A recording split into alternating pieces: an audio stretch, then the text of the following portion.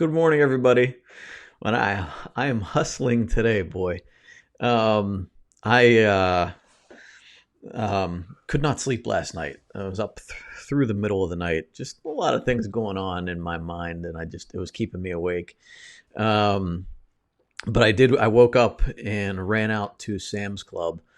It's funny. Like we just asked the question yesterday: does the coronavirus change your priorities? And I think it's natural when anything happens to take into consideration all of the factors.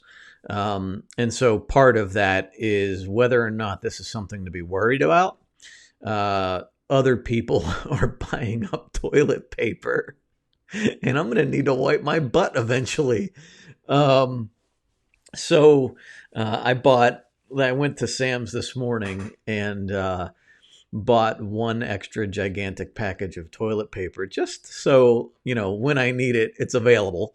Um, and it's funny because they are out of every brand out there except their own. They have Maker's Mark, or not Maker's Mark, Members Mark toilet paper. So that's the one. That's the one I had to go to. Man, I hope it's not bad. I'm not like I'm not going out and buying premium stuff, but there is a level of quality that I need in that department. So we'll see. We'll see. As far as how it changes our priorities, our overall priorities don't change much on my end. I think that if I was caring, like I see the people in that post that say, I'm caring for an elderly mother or somebody, that's at risk. That's a big deal, right? It doesn't matter if it's the flu or if it's coronavirus or if it's anything, the common cold. There's an issue there, and so I think that a lot of people, especially if you don't have the opinion that it's a big deal, have to understand other people have perspectives, and there's people that have people they worry about and care about, and would feel responsible if they brought something into an environment and that caused. I mean, it could cause death. People take that very seriously, and then get upset when other people don't. And I think that's probably an important thing we can keep in mind in any area. It's an election cycle right now, right? It's an election year, so that's always top of mind. There are people that feel a certain way about something for a reason. You might not agree with what they feel or their opinion, but they feel that way for a reason. And it's not generally something easily dismissed. They grew up a certain way that's different than you or I. And, there's different perspectives. And I think it's really hard to understand until you really spend some time with people or spend the time to try to understand. It's easy just to dismiss. It's easy to say, well, my group is the right group and yours is wrong. But even I didn't, I don't understand everybody's perspective on a lot of things. And there's many times that it's my natural inclination to just dismiss somebody as a, crackpot or whatever. But it's never that simple. Well, sometimes it is, but not always. I relate the story of a guy that I met at a birthday party last year, telling me about the great house he has. He worked on military bases all over the country, and he was always a civilian contractor. I think he did some active duty, but then he went to be a civilian contractor at military bases, which is some of the best people I met in the Air Force were civilian contractors. So he's traveled all up and down, and he's talking about this house that he had, outside of Baltimore that he loved. And he said to me, the best thing about this house, I've never heard a single gunshot. And I'm thinking to myself, that is a bar to set. Like never in my life. Now, listen, I actually have heard gunshots because we're a couple miles from the city. Like we actually have heard it. Like, oh, what was that? Right? It's happened. We're nowhere near it. I'm perfectly safe. But, like to have that bar set, like my immediate thought was, I have no idea what this guy's been through. I have no idea what this guy's life has been like. I have never had to worry about whether I hear gunshots at night.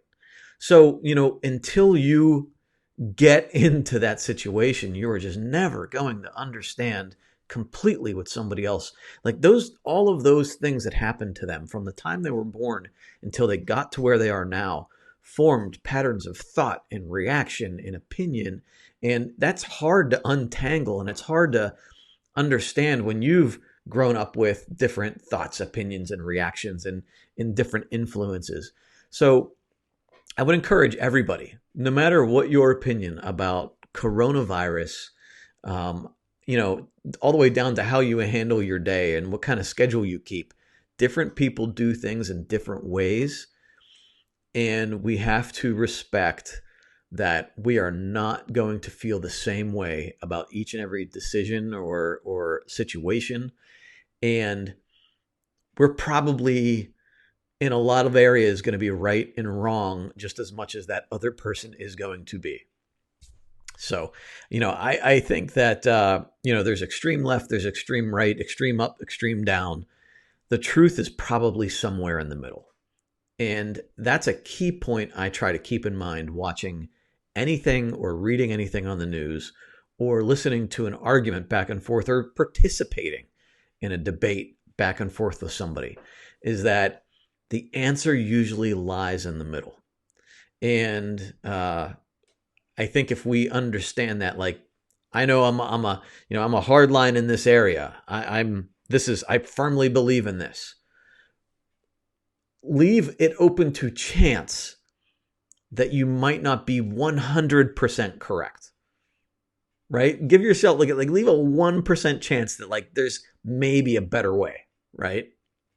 And I think if you allow that just crack, that shadow of a doubt, that just a little like, okay, maybe I could see a different point of view here, things get better.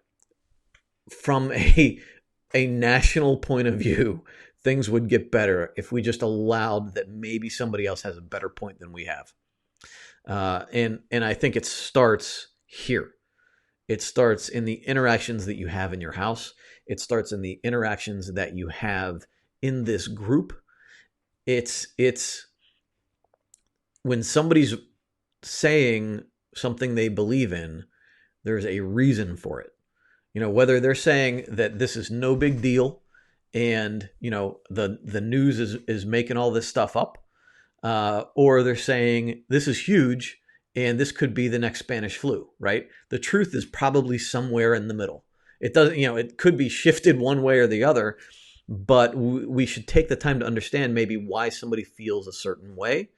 Somebody might be incredibly scared because they lost somebody. Maybe somebody in their life has died from some small percentage issue, and so that's like that takes more of a priority in their mind. Maybe there's they have a sense that they need more security in their life. And there's also that they might be completely valid, right? And somebody that's dismissing it might also be searching for security, right? They want everything to be okay. They believe everything's going to be okay because that's the way they see the world. That, I'm going to keep pressing on and, I'm going to be okay. It's going to be okay. I can't control this. This is, and I've taken both points of view. I've done both myself. So, in this situation, I am setting myself, I'm trying to mitigate risk without going overboard. I'm not, dismissing it entirely. So I will be prepared as I feel like I should be, should it go sideways. But if it doesn't go sideways and it turns out that it's completely, nothing to worry about, then all I have is a couple extra perishables in the house that I would have purchased anyway, and it'll just last me longer. Whatever. But in the end result, the things that as a business owner I worry about and what employees would worry about is the real things happening. The economy downturn, the stock market crash. I mean, there's real retirement being affected there. We're not hit from a sales perspective yet, but there's a real risk that people stop buying things because they don't have jobs anymore. Companies, they feel a cash flow crunch, which is absolutely happening. And so, it affects people in real ways. You may never get sick But I think from my perspective, what I would do is start minimizing extraneous expenses. Like I'm probably not going to go to the bar and have a drink because you know what? That's 10 or $20. It's going to go somewhere more important. I'm not going to go out to dinner. I'm going to probably eat in more so I can conserve that cash.